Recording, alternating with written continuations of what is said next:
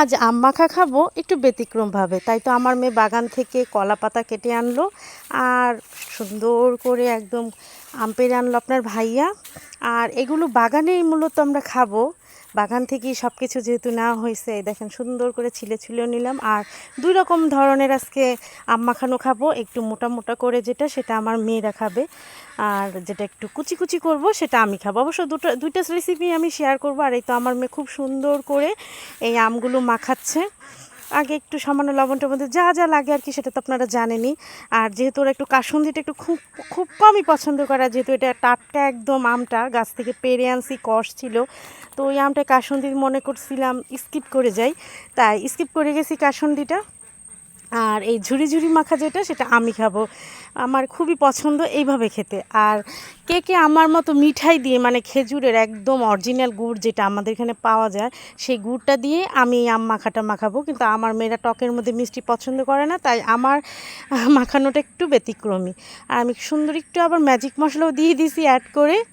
আর বিশ্বাস করেন, আর এই ম্যাজিক মশলাটা যদি অ্যাড করেন তাহলে এইটার বানানোটা, মানে আম মাখানোর বানানোটা অন্যরকম একটা স্বাদ নিয়ে আসে। কিন্তু আমার রুচির সাথে তো সবার রুচি এক না, তো অবশ্যই ইনবক্সে কমেন্ট করে জানাবেন যে যদি খেয়ে থাকেন টেস্ট করে, তাহলে অবশ্যই জানাবেন যে কেমন লাগলো আমার রেসিপিটা।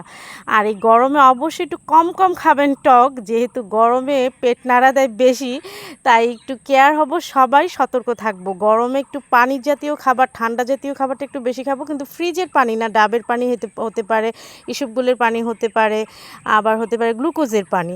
আর এই দেখেন খুব সুন্দর করে একদম ভিডিও করেছে। আমার শরীরটা যেহেতু ভালো না, আমার শরীরটা খুবই খারাপ আছে কয়টা দিন ধরে, তাই আমার মেয়ে খুব সুন্দর করে ভিডিও করতেছিল।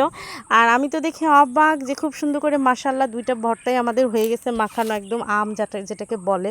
আর আমি মূলত রিজতে বাজারের কথা বলছি, কারণ অনেকের আছে গাছ নাই, ঢাকা শহরে যারা থাকি তাদের বাড়িতে কি সবসময় সবার গাছ থাকে বলেন, তাই বলছি বাজার থেকে কিনে আনবেন। আর আপনারা একদম অবুধ হয়ে কাইত হয়ে এত কমেন্ট করছেন যে বাজার থেকেই কেন, গাছ থেকে নয় কেন। আর খুব সুন্দর করে ডেকোরেশনও করছে, পাশে কয়েকটা গোটা গোটা আমও দিয়ে দিছে। আর আমের দাওয়াত রইল আমার ফ্যান্স ফলোয়ারদের, যারা আমাকে এত উৎসাহ দেন, এত ভালোবাসা দেন। এর মাঝে আমি একটু গ্যান্ডারি বাগানে চলে গেছিলাম, মানে আখ বাগানে।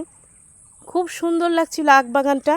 আর আর সৌন্দর্য তো আমি একদম ক্যামেরা বন্দি করিনি, এটা আমার একদম পুরান একটা অভ্যাস।